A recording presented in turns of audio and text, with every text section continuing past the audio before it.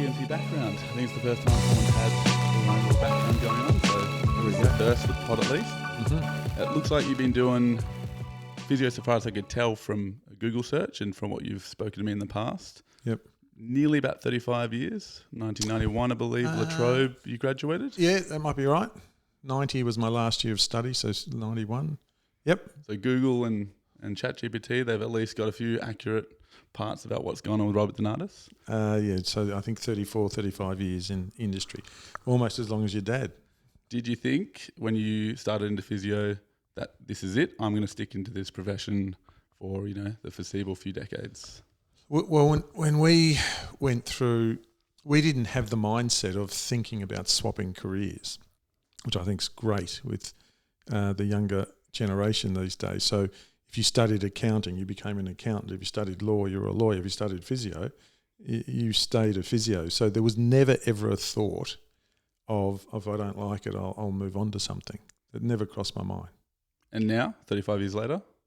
Well, I think once I get into the profession, I realised we're skilled labourers. This is hard work. And I did buy into a clinic very early on in the piece and saw quality physios leaving the profession.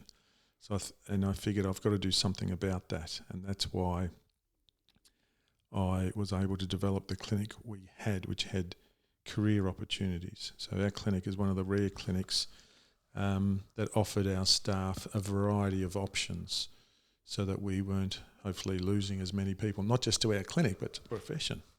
So you saw one of the big issues with the profession is the fact that there's a lot of manual labour involved and people did you see sort of burning out from just a physical point of view? Yeah, so certainly today's physios get it a little bit easier because they can call themselves exercise-based and walk around in shorts and a tracksuit. But traditionally, physiotherapy is manual labour. So I describe ourselves as being skilled labourers. Mm-hmm. And it's not so much that. It's physically demanding, without a doubt, mentally demanding and challenging, as you know. And then with the change in the ATAR, the ATAR, it's always been difficult to get into physio.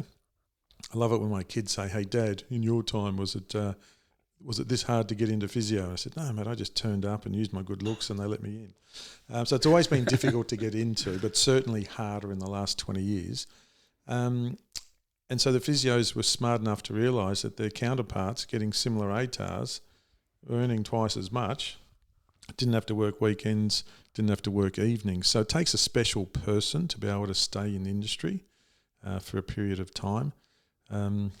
So recognising that, we offered flexibility in rosters, but also flexibility in the workplace. So opening up opportunities in private practice as opposed to just being in a room all day, every day. Being able to have a manager and an assistant manager to get paid for their brains where they were off the tools for whatever, a day or 2 days a week. But that can only happen in a sizable operation. Do you see a lot of opportunity in physio that you think's being missed or that's just not being acknowledged at the moment? Look, I think too many people think the only way I'm going to have a career or make money is to do it on my own. I do a bit of business coaching and I've got a few clients that are just doing it on the small, and I'm not a big fan of that. I don't think it helps the profession to open up a clinic in your backyard or have a spare room out the back or to work without a receptionist. I think if you're going to do it properly. So I think too many are breaking away too soon. And this is all the drive of, you can do whatever you want. And, there's so many podcasts out there, webinars, seminars saying, get out, do it on your own, do it on your own. It's not necessarily the best way forward. And it's a very stifling environment. So I don't want to make comparisons to our clinic all the time, but, 15, 16 practitioners whose brains you can pick, feed off, grow, new grads that I can learn from. Do you know what I mean? Mm. So you need that environment to bring out the best in anybody. And people working on their own in the health field, I just think it's a stifling environment, and it leads, Harry, to what I call sole practitioner syndrome, where the only patient who comes back are the ones that love you. So all day, every day, the patient comes back, "Oh, Rob, you did a great job. Oh, Rob, you're the best." and it's feeding their ego, thinking that they've reached the epitome of their profession and their capabilities, but they're not hearing from the patients that aren't coming back. That's where you learn and grow.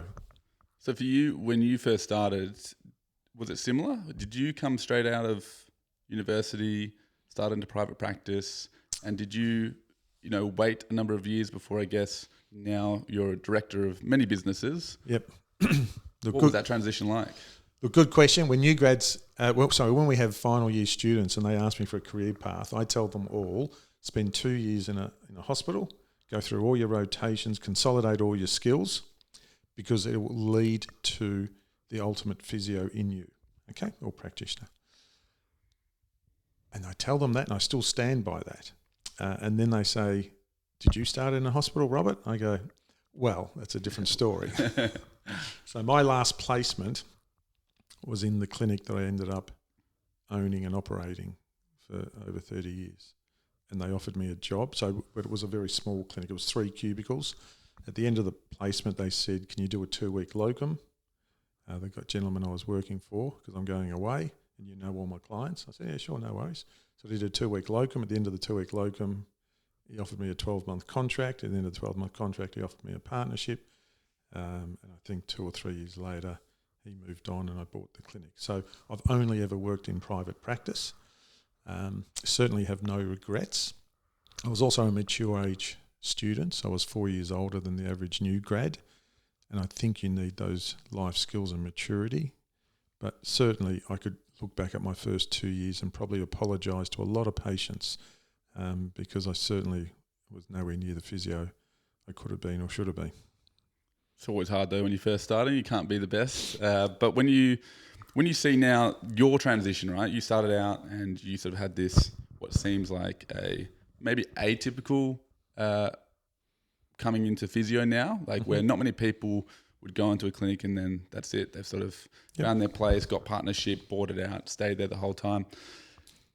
Your mentorship and how you developed as a physio, how do you think that's changed from when, you were a young pup? Not to say that you're not now, but back then compared to if you got a new grad coming in now, what is that sort of learning like? What's the difference that you see, if any?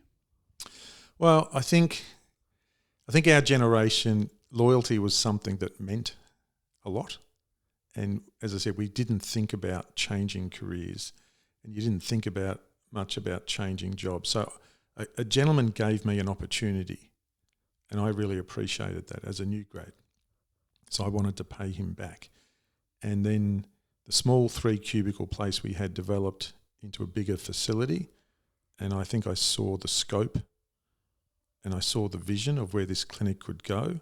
I think early on I identified the issues in our profession as manual therapists.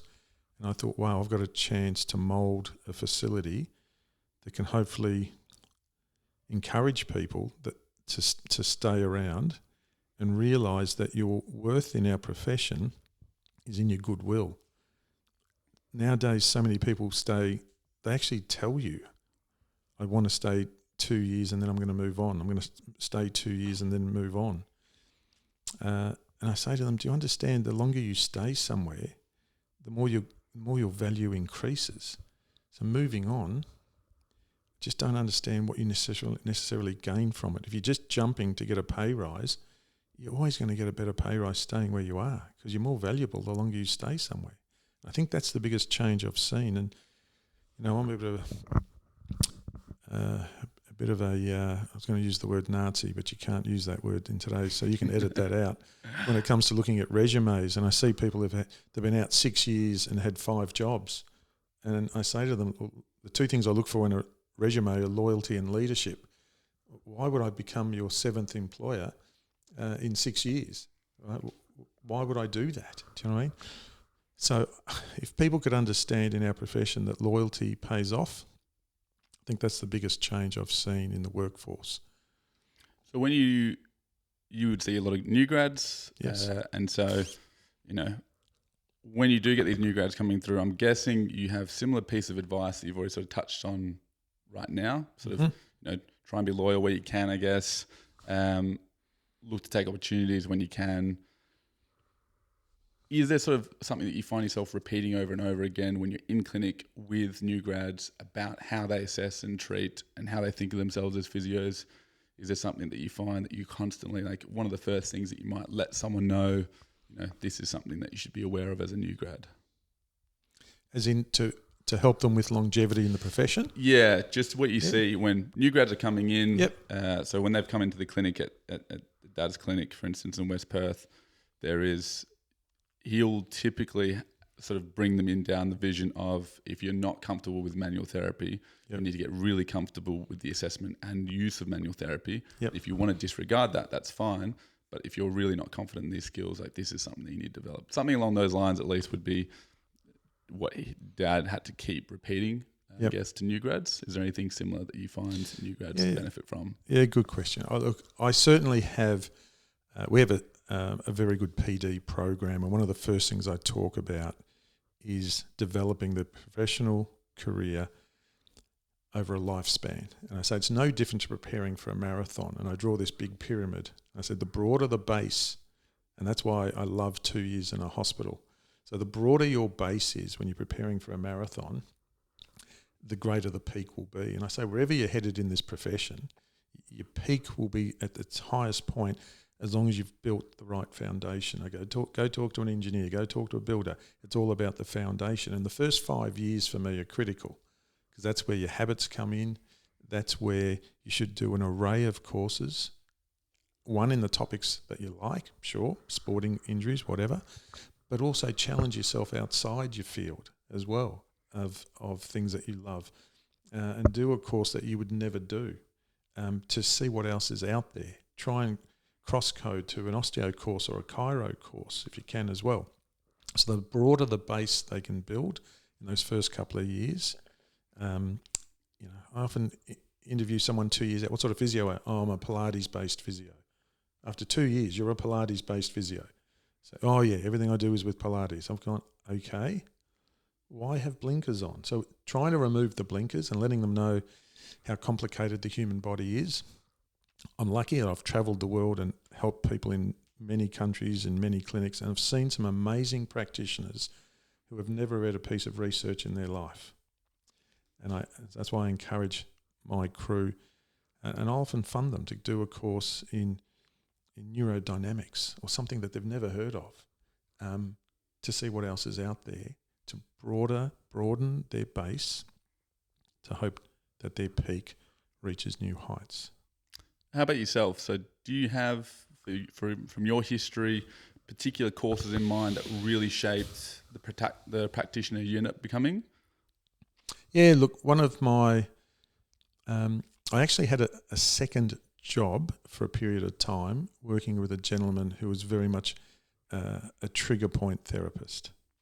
And everything was about myofascial pain and trigger points, which suited my style because I was very much a hands-on. I'd always start with some massage before I got into mobs and things like this.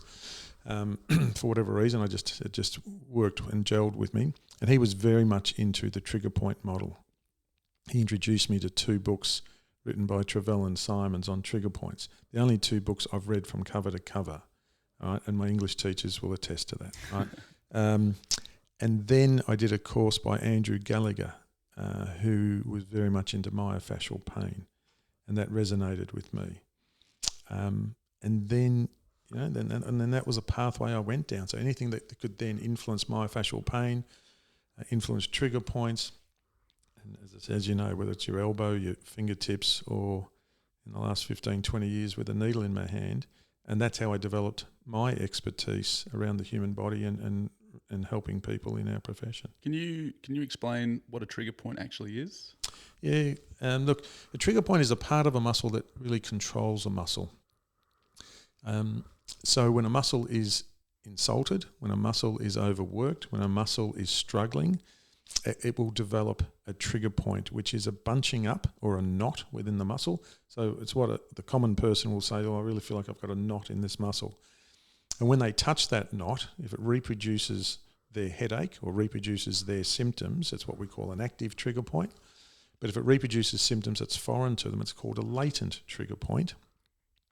And on our courses, we talk about how a latent trigger point is just as damaging as an active trigger point because they both alter the function of a muscle.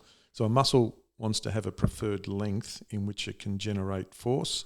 When a muscle's got trigger points, active or latent, the muscle will be shorter than usual. It can't generate the same force. That leads to pain. It leads to another muscle being overloaded, and the body breaks down. Do you see reasons why people get trigger points more than other people? Yeah, I think there's a predisposition. Certainly posture, lifestyle leads into it. How you look after yourself, how you manage stress, life stresses. So, if you're a yoga dude, you're probably going to have less stress than somebody else, or whatever outlet you have in life that can reduce stress will help reduce trigger points. There's a number of things that can trigger it, from hormonal, stress levels, ergonomics. Certainly COVID led to a lot of problems people working from home in particular, not so much COVID, people working from home with poor ergonomics. We saw a big spike in trigger points and myofascial pain. So certainly some people are more predisposed than others. So when you're figuring out what to do with someone, both assessment and treatment style, yep. Is this just one thing in your toolkit in the back of your mind, or do you find that this is one of those priority issues that you're really sort of searching for as you're assessing and treating someone? Yeah, look, good question. You've got to be careful sometimes, as you know. You can't walk in to a cubicle with a hammer, because then you'll only be looking for nails. So I try to bring all my tools into the treatment room and keep an open mind on things. The history will give you a decent idea of what's going on, and that'll help you fine-tune where you need to go with your differential diagnoses. And certainly then you have an obligation as a physio or health practitioner to use the technique of choice that's likely to get the best result. And because I have a particular skill in finding and impacting and deactivating trigger points, and that skill happens to be typically with a needle in my hand or sometimes my fingertips, I'm obliged to use that technique to get the quickest result and the best outcome for my patient. So when you've got all these tools now that you've developed over a long period of time, and your position is whatever you believe is going to get the fastest, best effect for the patient, for you, is going to be the right tool for you at that point in time. As a result of, I guess, this overall philosophy, do you find that physio for you, is it more art? Is it more science? Where do you sort of draw that distinction? That's a very interesting question. It is an art, Harry. It is and as you get older with it, and if your dad was in this room with us, who's also been a physio for I think over 35 years, it is an art, and you start to look at the person and see the body a little bit differently. And as I'm asking like I always say, the patient has the answer to the problem. You've just got to ask the right questions and assess the right thing. And often when I'm asking the questions and the penny drops, I get a smirk on my face, and I say to my patient, I know I'm smirking and I'm smiling, and I know that might be off-putting, but the pennies drop. I've just worked out how I'm going to help you. Right? Even though every patient is different, they do fall into patterns, and then all of a sudden you realize, yep, I know what's triggered this. And the underlying question with everything is why. So when someone comes in and I say, what's up? And they go, I must have slept funny. I've woken up with a sore neck. No one sleeps funny, right? Unless you've had too many to drink and fallen asleep on the couch. And the question always is, why did this happen? Why did this happen? And you might find that it's a C2 3-facet joint. You might find it's levator scap, whatever. And it's always why. Why did his C2 break down? Okay. And invariably it's because it can't handle the load that's being asked of it. And that's the question. How do I redistribute load in the body to offload a C2? Like I love it when someone comes, I've got arthritis in my neck at C2. Okay. I can't change arthritis, but I can offload your C2. Right? And so that's my analysis. How do I redistribute load and get other parts of their body to absorb load to offload that C2? And people think I've fixed their arthritis. No, your arthritis is still there. It's not going to look any different on X-ray, but we've got other parts of your body doing a better job to absorb and distribute load. You've done a lot of things as well. You've, if I don't get it wrong, and I'll look at the list exactly, but not only have you been working at the practice, the Sandringham, I believe, sports physio practice, you opened up your own Melbourne Whiplash Centre, which I believe was the first of its kind. Yes. And that uses something very interesting as well, an MCU. If you want to maybe explain a little bit about the Whiplash Centre, how did that come about? We were just talking about cervical spine, C2, so clearly you're going to have a lot of knowledge in this area. What exactly is the Whiplash Centre all about? Look, as a young physio, I used to despise treating people who said they had whiplash. Been involved in a typical rear-end collision.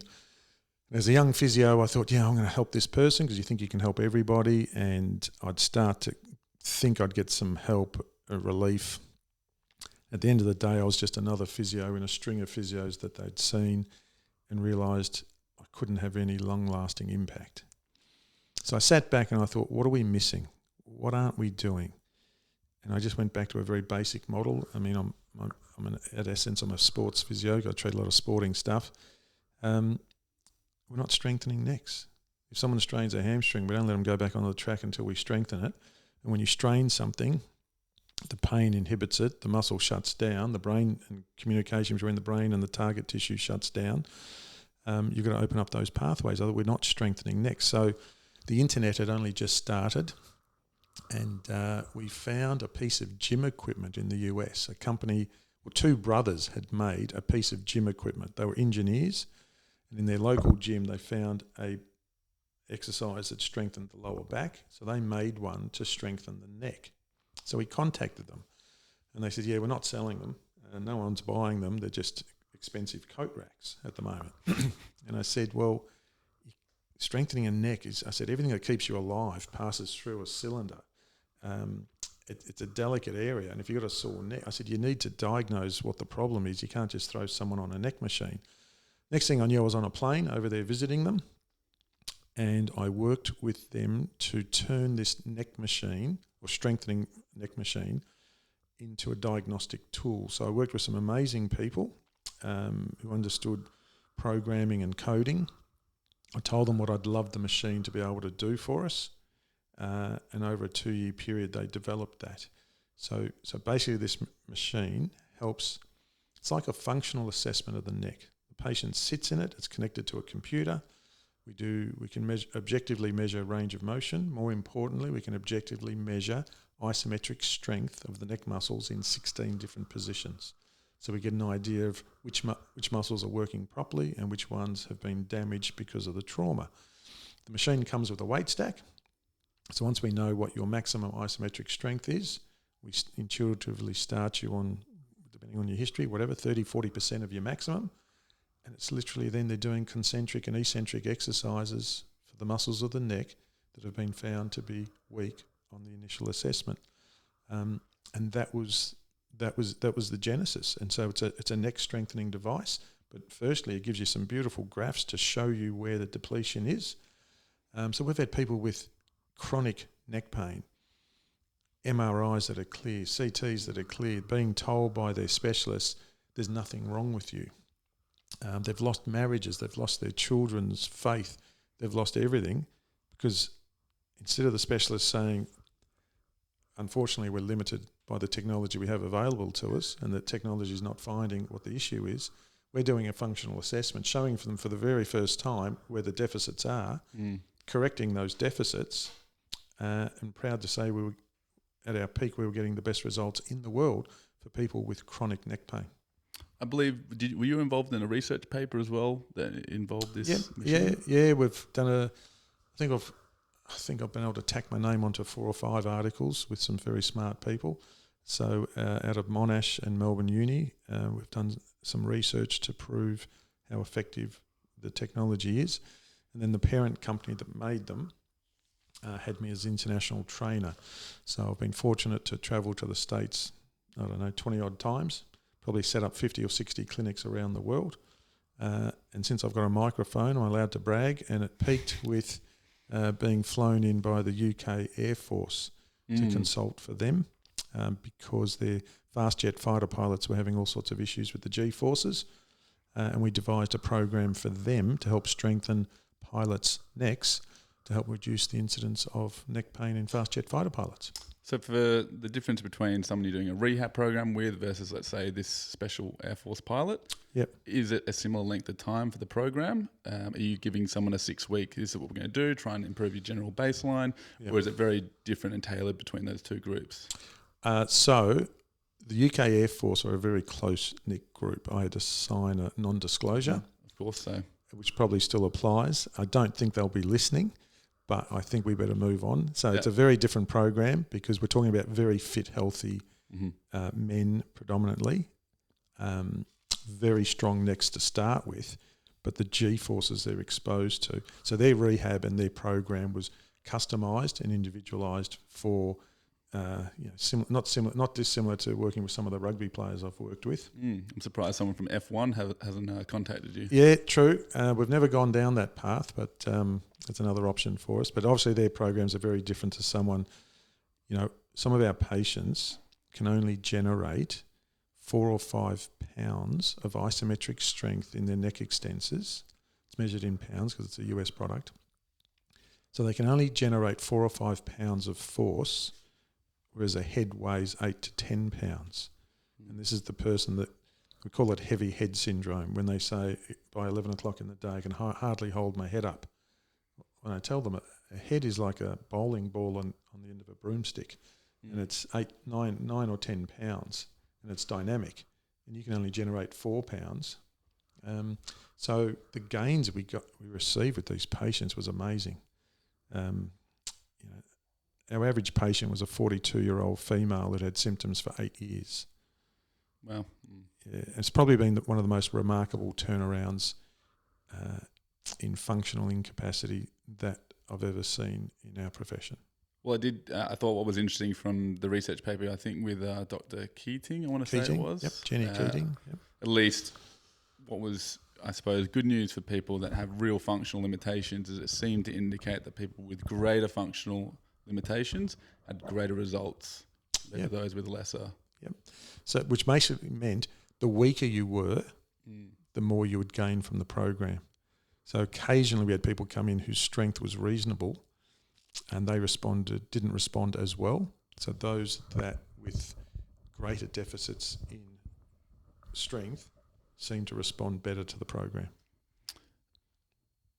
From what I could read, like you've contributed a lot from both, even just from Whiplash, from what you've taught even myself with the dry needling. One of my more favourite moments was, I think, directly after the very first course that we did, saw a patient that had suffered a whiplash moment, and you love to tell stories about your whippers, as you call them. And one of them had to be about that after this whiplash incident that you found this very large trigger point, particularly through the lumbar spine area. This person couldn't move their neck much at all. And so, by needling the trigger point in the lumbar spine, you saw these amazing results from one of your clients. And so I happened to be doing an assessment of this person, whiplash patient, went down through the lumbar spine as well to have a feel around there. Lo and behold, very large trigger point in there, happened to needle, and the person regained a significant portion of their movement, was wowed, and big moment. So very, very cool that I was straight from your story straight into another story. So it was a very cool little moment. Do you see for yourself things that you're doing through here? Do you have a lot of these magic moments, or these sort of moments that make you go, wow, this is pretty cool? Yeah, look, I think that's why you've got to continually challenge yourself. And the more you learn about the human body, the more you realise how complicated it is. And your patient, my patient, whatever, the story is, he stuck a needle in my lower back and it helped my neck. It all comes back to what we learned at kindergarten. The knee bone's connected to the thigh bone, connected to the hip bone. So it's not, we don't just move in isolated parts. Everything is connected. You lose a bit of movement in your ankle, it's going to impact your hip, as you know. So what I love about my job now is, I suppose I've moved more into a consultancy role.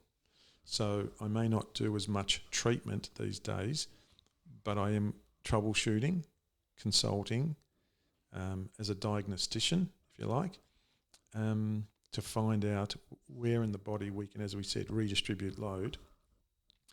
Because I get to, when I'm consulting, I get to perform things that my patients think are almost minor miracles from their point of view. Do you know what I mean?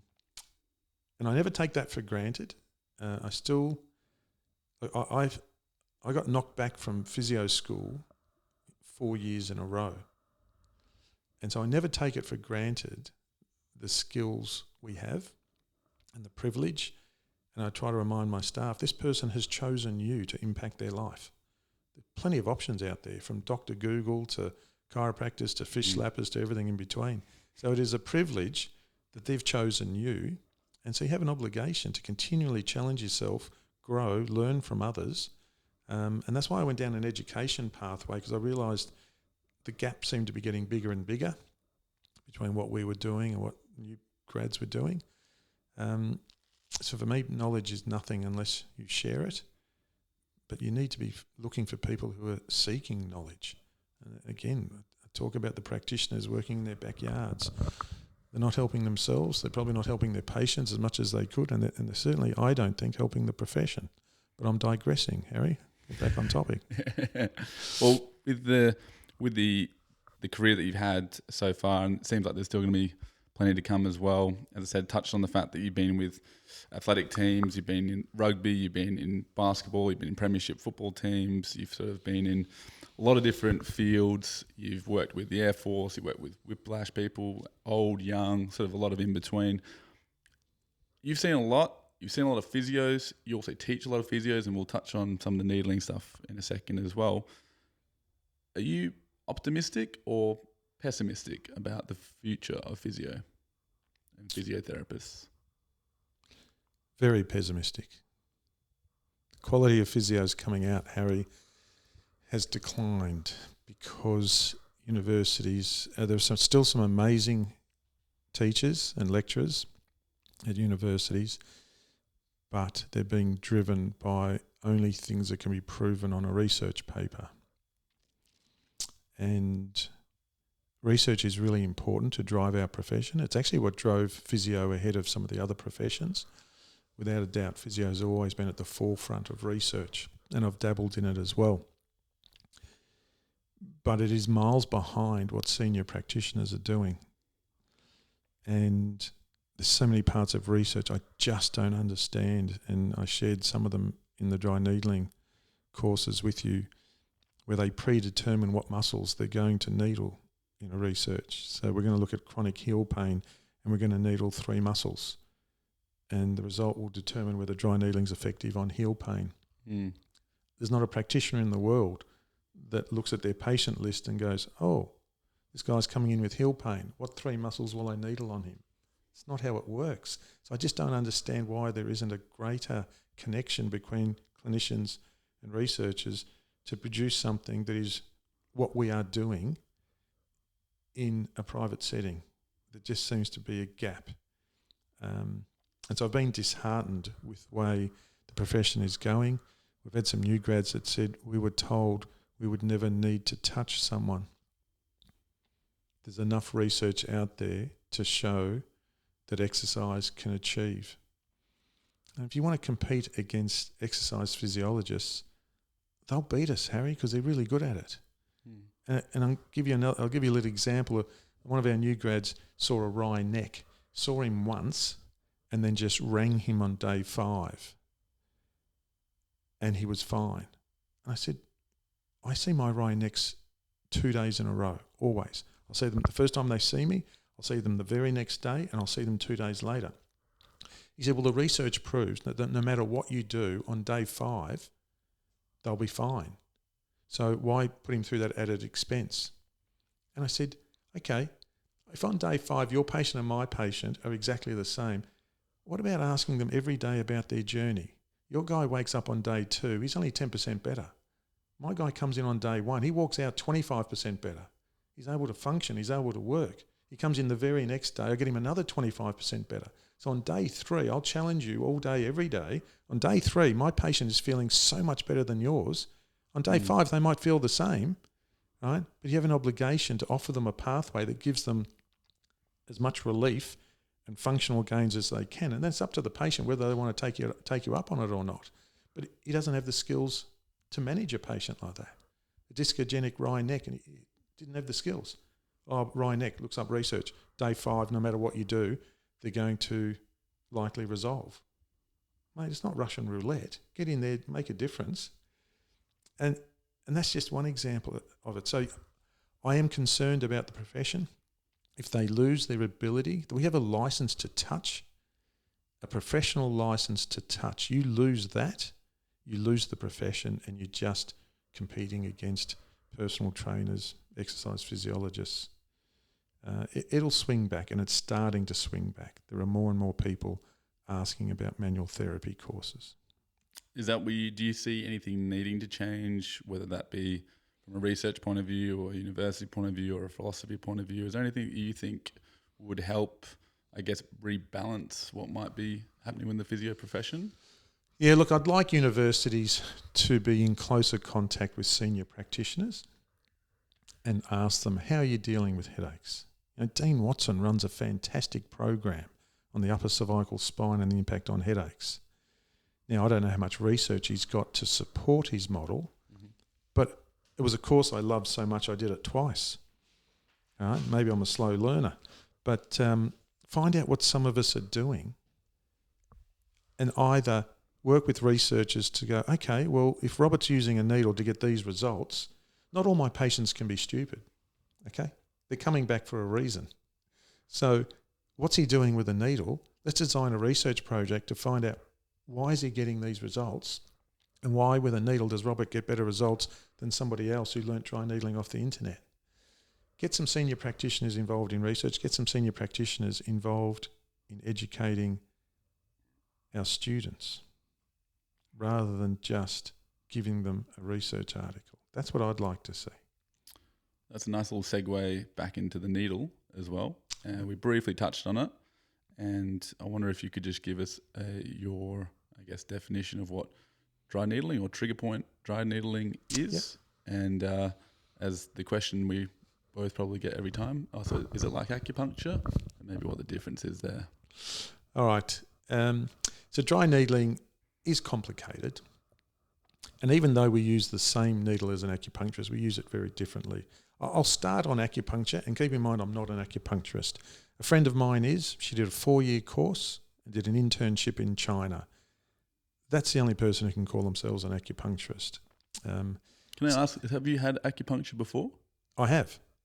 What did you think? It helped me. I had acupuncture for a knee problem when I was a kid. A surgeon wanted to operate on my knee. My uncle said, "No, come and see my acupuncturist." I went, "What the hell's that?" I think I was 15 years old.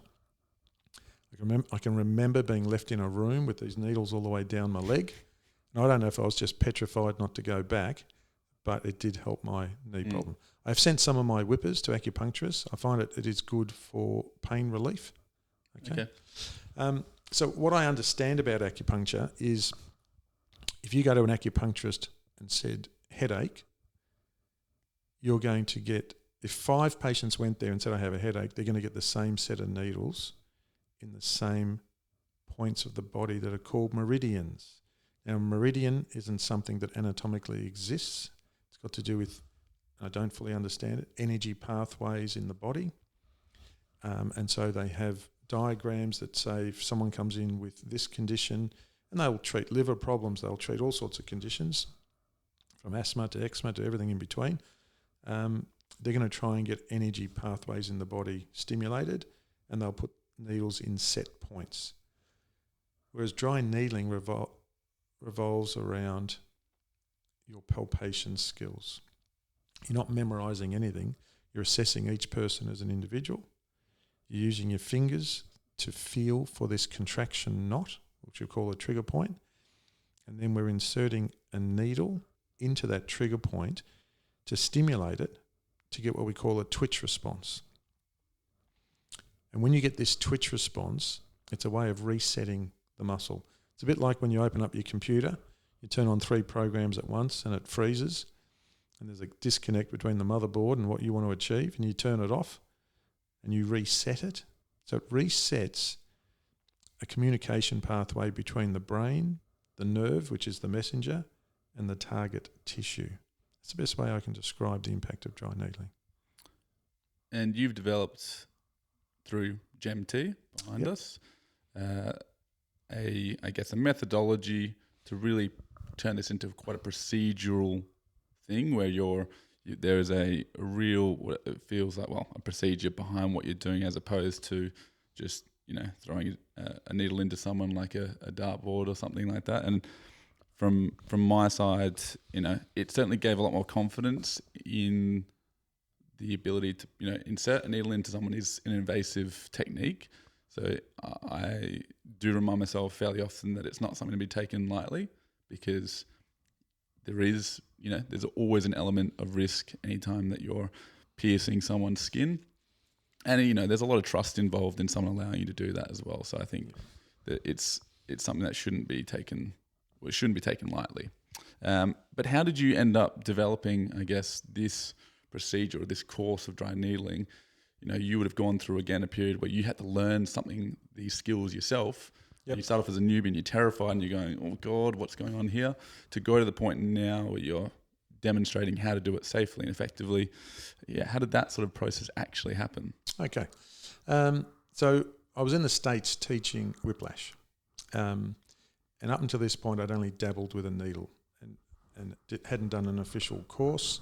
And I can't remember initially how I got exposed to it, but I remember being in the States talking to a guy by the name of Ado Zolstra, and I was telling him about the flight home, and I like to read, and if I read, I get a headache. And he said, let me have a look at your neck. Next thing, I was lying down, and he needled off my C2. I got a twitch response. My neck rotated. I thought, what's this crazy American doing with a needle in my neck? Got on the flight the next day, read for as much as I wanted to, and didn't get a headache. And I thought, there's something in this. I did a course in Australia, which was very underwhelming. I then travelled a lot to the States, and Ado and I became friends and colleagues, and we actually started up the company together.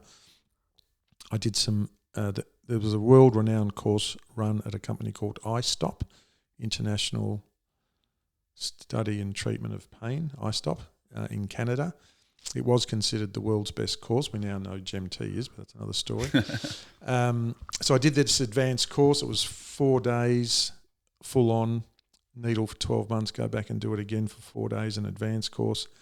I did a few other courses around the place, and we developed our own program.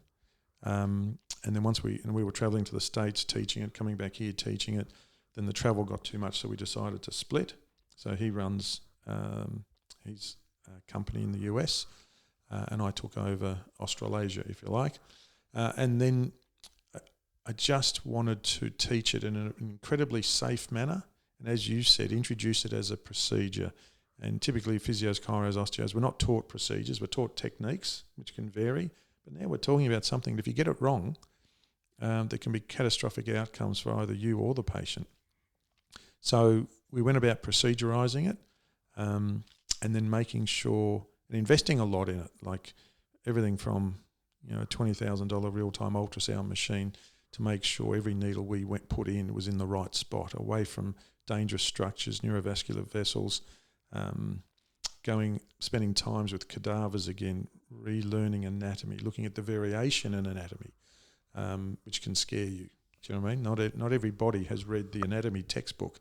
So trying to counteract the variations that can exist as well. How can we roll this out, teach it in a very safe manner, and then the impact we could have on society is amazing, which we'll hopefully talk about shortly. So again, from that first course that you did that you said was a bit underwhelming, what were some of the differences? I don't know if those courses still exist because I've only done yours, so maybe there's better ones out there, I don't know, but from what I could tell, yours is pretty good. So comparing to the one that you found underwhelming, what are some of the differences you might find between your course and someone else's? There are no courses better than ours. He was just joking. Look, the course I did was probably 20 years ago. Sure. The gentleman is still running them, and I'm sure they've changed. But I can remember he would leave the needles in, because many of the courses in Australia are run by acupuncturists, and they try to teach acupuncture. There's nothing wrong with acupuncture, but it's a 4-year course. So one of my pet peeves are people trying to teach some acupuncture points in dry needling courses. Mm-hmm. Okay? I'm thinking, why would you do that? Because no physio can say, I'm applying acupuncture to you unless you've really done a course. So that really annoys me. I've got to say that they try and combine this because it discredits acupuncturists, right? And we're creeping into their field of expertise, and they'll be doing it heaps better than us. But in this course in particular, I remember they left the needles in, and he said, make sure you never forget a needle. Always keep the number of needles in your head. And when I take them out, I put them into the pillowcase and I count them individually. And the guy had his head on the pillow and he's putting them back into the pillowcase. And I just went, I don't think I'm going to do that. So we've had some really smart people teach courses. But being able to... There's a difference between telling someone something and teaching someone something. You've done my courses. I repeat the main things time and time again. Okay? All right? I saw you fall asleep a couple of times in the front row. You repeat the main message, and everyone learns differently. So you've got to have a variety of different stimuli as well. Right? So, yeah, we've got video. We've got the booklets. We're going to say it. We're going to do it. We're going to practice it. Because everybody learns differently. And the testing that we do is to ensure, have I taught it? You always say, you hear people say, I told you that. You might have told them that, but did you teach them that? There's a difference. Right? And that's what we try to get across in our courses. We're not just going to tell you, we're going to make sure we teach you, which is why we have, the membership program and access to the videos to reinforce and consolidate the learnings. So you've now taught, do you know roughly how many people you've taught these courses? You would take a stab at it, no pun intended? No, I don't. But between here, Singapore, Malaysia, I know a little while ago we were chalked over 7,000, so I'm guessing we'd be close to 10,000. So a lot of people. So Yeah. I'm sure you get occasional stories back about, the effect of needles. Obviously, I just shared one a little bit earlier. Always one of the best parts, I guess, of the course was when you would bring out a story, or on the very rare occasion maybe someone else would, but mostly we got some good stories from yourself. Do you have any stories for yourself about dry needling specifically that you really find shape the way that you sort of see the profession, or at least for you is probably the most satisfying, or like proud moments using this technique that you've now sort of tried to push forward into the world? Look, I went to a conference recently. I had a lady come up to me who I didn't recognise, and she said, Robert, I need to... She walked up to me and she said, Robert, I need to tell you something. I think of you almost every day. So at first I went, oh my gosh. Now, I don't drink alcohol, so I was never drunk, and it wasn't a night that I didn't remember. She said, I did your course 15 years ago. I treat in rural Central Australia, and I'm known as the White Doctor. She said, every day I perform what people think are miracles. The Aboriginal community respond really well and travel far and wide to come and see me. I've only done your level 1 course. I've been meaning to upskill, but I'm just flat out working. You've changed so many people's lives through the skills you've given me. I'm still a member. I access, and the reason why I think of you, I'm looking at your videos every week. I just wanted to share with you the impact you've had on my life and the lives of thousands of others, particularly in the Indigenous community in Central Australia. It's a humbling experience, Harry. I didn't even remember her, and she was so thankful and grateful. And when you hear stories like that, I'm reminded of the impact that we have. And that's why I got into teaching as well. As a practitioner, I got really busy, and we all fall into that trap, not having lunch breaks, and I'm changing the world and this, that and the other, whatever, as you think you're doing. And I realised I can't keep doing this, but I'm clearly doing something right. And if I can help others and teach others, and then you think about the impact you're having on society and hopefully chronic and acute pain, and every now and then you sit back and pinch yourself and say, well, the skill we're sharing is having a very big impact in the community. That was a good day. That was a very good day. That was a nice day. It was a very good day. Within physio already, I can see that you do have these really good days. You get great feedback. Things seem to align. Everyone that you see seems to get better. And on the flip side, there are the bad days? You know, there may be few and far between, but they seem to certainly be memorable. Do you have many bad days still anymore? Look, it happens. Not so much bad days, but not everything's a success. The advice I give people is don't over-celebrate the highs and don't commiserate the lows. Don't over-celebrate the highs. Don't ever high-five your patient when you get a good result. And nor should you slash your wrists when things go pear-shaped. Working with whippers isn't always a success story. Incredibly complicated. So, you know, then there's the lady who thinks I gave her varicose veins after I needled the back of her knee recently. And that's another story on another day. And she wouldn't come back for a I'll tell you the story right now. She wouldn't come back for a consult. Please do. I said, how come you're not coming back? Oh, because the knee pain was still there. I went to the doctor and he told me I've got varicose veins. I never had varicose veins until I saw you. And I said, excuse me? I said, there were veins at the back. I didn't need... She goes, oh, you needled me and you've given me varicose veins. I said, can you please come in and we can have a look at it? She proudly lifts up her tracksuit pants, look at those varicose veins. I said, can I ask you, when was the last time you backed up to a mirror to look at the back of your knee? Those veins were there before I needled you. Can I have a look at your other leg? What's that got to do with it? Can I just have a look? So she lifts up her tracksuit pants. I said, have a look in the mirror. You've got varicose veins at the back of that knee too. She says, look what you've done to me. So they're not always highs, but as long as you know, you can put your hand on your heart and say, you know what? I believe I acted in their best interests. There must have been something else going on. I got it wrong. You move on. You haven't done it deliberately, but don't overly commiserate the lows because they're going to happen every day.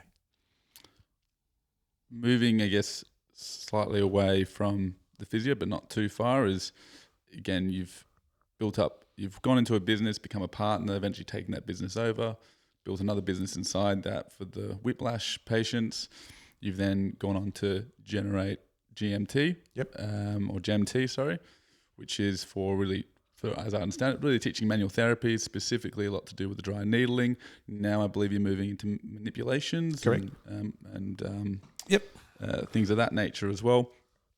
So are you just following what you are interested in and then building a business around that? So from the business point of view, I do find that some of the physios I've spoken to, it's definitely an afterthought. It's not necessarily something that people are always driving towards. And it seems like now you've done this time and time again.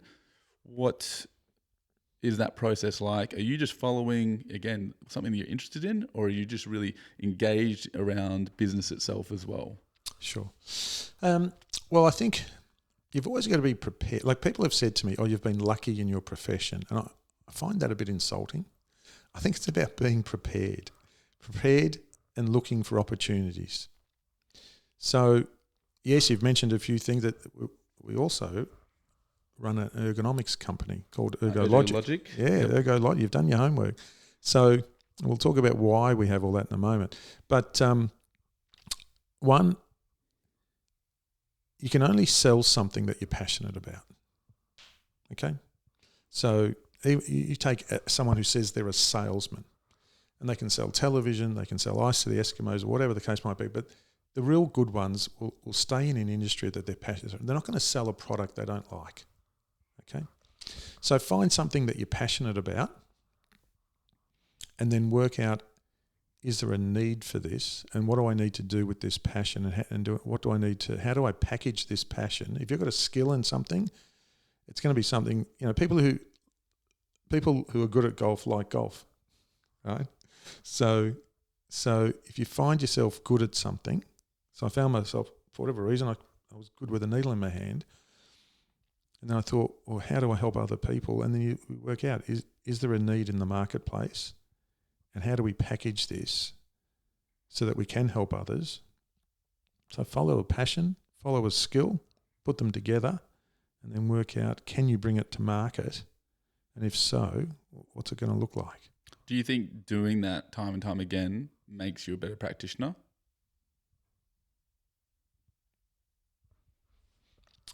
Do I think doing that time? Certainly being an educator certainly being an educator has made me a better practitioner because I meet so many people, characters like you, right? Because we should all be sponges. And every course I run, Harry, I learn something. And I love it when we've got a mix of practitioners in there. So in the one course, we've had sports physician, chiropractor, osteo, physio, right? I may gravitate to some of the older ones, okay, who have been around for a little while. I love talking to osteos, love talking to chiros, because their take on the body, they're just coming in from a different angle, but they're trying to achieve the same thing. And anyone who's been successful, I love gravitating towards, because they're going to teach you something. And that's success. They could be successful in running a fish and chip shop. So if we're going to talk about how to be successful in business, is listen to people who've been successful in business and work out what they're doing and how you can extrapolate it into whatever you might want to do. And for yourself now, at this point in your career and where you're at, where you're largely consulting, you're director of many things now, do you still have a future vision, a plan of where you're off to next? Do you have things in the works? I guess, is there a bit of a plan, or are you sort of just ticking along with all the major things? There's just a couple of things you've got going on now. All right, so an update for you, okay, and it's up to you whether you want to edit, is that 6 months ago I sold Sandringham Sports Physio. Congratulations. Thank you very much. Passing on the baton. Passing on the baton, yes, it was time, because there was more opportunities opening up in the lecturing space, educational space. I've been working 2 jobs for a very long time, so it was time to focus my energy on what I believe will be my future. At some stage, last November, I turned 60, so hard to believe, I understand. And I figured at some stage I'm going to walk out of the back office, see a new patient, and they're going to look at me and go, does this bloke know what he's doing? So I figured, I only, when I'm in town, I'm consulting once a week, and I think I can do this for longer. So looking after myself, loved working and running the clinic for over 30 years. I still go there, as I said, once a week. Miss the dynamics of the crew, all the rest of it, which is great. But also I've been able to offload a lot of responsibility. So now I'm still the director of Ergologic. We have a great manager who manages that, and my focus. And so the Whiplash Centre went with Sandringham Sports Physio. So I have no responsibilities there now moving forward, but we are expanding into Southeast Asia. So there's still 30 odd staff that we have running courses for us in Malaysia, Singapore, and we're expanding. We've picked up a great job in Indonesia, running a course for neurologists. Okay, interesting. So they want to have an impact on chronic pain, and they've approached me to put a course together for them. In fact, there's a couple of good things on the horizon. One more thing, again, is we put together a program for regional GP. So based on that lady that said she's making a big difference in Central Australia, I've been reminded how remote Australia really is. So as you're aware, 80% of the population sits around all the major capital cities, including Perth. But there's many people in Central Australia who can't afford or even get to a physio, chiro or osteo, but they can get to their GP. So we ran a pilot course last year for 8 remote Queensland physios, and they absolutely loved it. A modified program, just focusing on the main things they see: tennis elbow, neck pain, back pain. And they loved it, and we're launching that. And we're aiming for remote and regional general practitioners to give them the basic skills on how to assess and treat with a needle in their hand to have an impact on pain in regional Australia. So still plenty going on then. Still plenty going on. So did you see this as your succession plan in a way? Are you someone that's always had a bit of a vision for how this career progression would go, or do you find that it's been sort of a reactive process to just what happens? No, I'm a bit of a planner, okay? So I can't go to bed at night without knowing what I'm doing the next day, all right? So I don't think I've ever gone to bed at night not knowing what I'm going to have for dinner the next night, all right? It used to drive my wife mad, but now she loves it. Poor Deb. I do the cooking, so it's not an issue. So I am a planner, and I realised I don't want to be that old physio coming out of the office looking at a young person's face going, is this bloke too old to be doing this? Okay. So I wanted to make sure I never fell into that trap. And then also I enjoy being active. I enjoy interacting with patients. I enjoy educating. And I thought, how do I keep going? I'd like to work until I'm early 70s. And if your brain's going strong, your hands may not be going strong at 72, but hopefully your brain still is. I reckon you should push for at least 80s. We'll see how we go. And this is something that I think I can do. But I'd also really like to reintroduce manual therapy to our profession. And that's why I teamed up with two amazing osteopaths who are brothers, Dr. Michael and Martin Auger. An osteopath's ability to work any articulation, ankle, knee, hip, and particularly the spine, is miles ahead of the average physio, miles ahead. And the fact that I'm learning so much from them is great. So they're the brains of the nuts and bolts of the courses. My job is to help refine and package it to bring it to market. So, for anyone that doesn't know, can you sort of briefly just touch on what an osteopath is, or maybe the difference between physio and an osteo? Well, I think an osteo has got the best of both worlds. Traditionally, a chiropractor just looks at the spine and the adjustments of the spine, and you'll go there and they'll typically give you a crack to manipulate the joint, and they can get some great results. Traditionally, a physio will work more on the muscles first, but also sneaks into some joint techniques, whereas an osteo really does get the best of both worlds. They'll certainly manipulate similar to a chiropractor, and they certainly have a greater understanding of the muscles. If you're into rehab, like if you've had surgery, I'd certainly stay with a physio. Physios do rehab better than the other professions. This is just in general, guys. Don't shoot me down, okay? But certainly if you've had a knee reconstruction, these osteos refer patients to me for rehab because I know physios generally do it better. So an osteo can work on the muscles. They can also work on the joints. The best of both worlds. They certainly work on joints better than the average physio.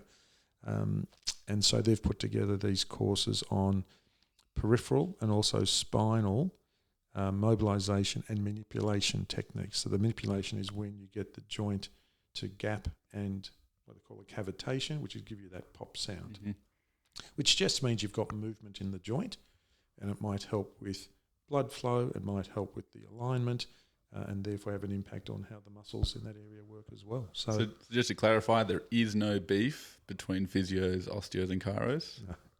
Okay. No, there's not. And a quick story with Uncle Rob. I walked into the back office a little while ago. I've got two young physios sitting back, hands on head, feet up on the table. What's going on, boys? And they go, I just treated a patient who'd come from their chiro. Can't see the point of chiros. I'm often seeing patients that chiros can't fix. I said, okay. I said, do you fix everyone you treat? What? I said, do you fix everyone you treat? I said, the stats say 30% of your patients don't come back. And where do you think they are? They're sitting in a chiro waiting room right now saying, I saw a physio who gave me no relief. Hopefully that chiro is showing a bit more respect for our profession. And they're saying, well, some people respond better to physio, some people respond better to chiro. I think that's a good important message out there, because it definitely has to go both ways, all three ways, always, for sure. So we're running out of time, so I've appreciated as well that you have given me so much of it so far as well. Just to sort of, I guess, wrap it up from my side of things, I'd just like to know from yourself, how do you want Robert De Nardis, GemT, Whiplash Centre, how do you want to be remembered within the profession? I'm not saying you're out of it yet, don't worry. But is there a lasting impact? Is there a legacy that you've got in mind at all with what you're doing? I know I said I'm a planner and I like to think ahead, but legacy is probably not something that you can plan for, in my opinion. It's not something I've thought about. I think that's up to those who've been linked to me to decide. So no, once I move on, I'll be very happy to sit on that back veranda and carbohydrate load until I pass away. But if the odd person can say he was giving of his time and his knowledge, and it's made an impact on me and the people that I've interacted with, that'd be pretty cool. Love that. So the final thing I'll wrap up with is, and it's the last domain that I'm interested in, I don't think it's getting a bunch of attention, I think, and it will continue now over the next few years, but I don't think there's anything really surrounding physio with it, which is really on the preventative health side of things. Mm-hmm. Now, I don't know whether or not that's a domain you really have any intrigue in, interest, practice, but do you ever see anything from a physio point of view with the skills that you're doing, some version of preventative health that we should be looking into for the future? Look, I think when it comes to preventative, I think from an athletic point of view, I think physios have always had a very big role, and I certainly have. I've worked with a lot of screening of athletes where my job has been to predict what part of their body is likely to break down and when. I'm happy to say I'm pretty good at predicting what part of the body, not very good at predicting the when. So if someone can help me with that, I'd be appreciative. So I think we have been involved in preventative medicine in that respect, being able to screen athletes, working out where there's an imbalance, an asymmetry, an indifference, and then correcting that to prevent injury. As for general health, I'm sure there are many physios that do work in that domain, but it's certainly not something that I've tapped into. Look, again, thank you very much for your time today in speaking with me, sharing a few stories, letting us know where you're at, and hopefully we'll be able to do it again. But thank you very much, Rob. Appreciate it. No problem. Thanks, Al.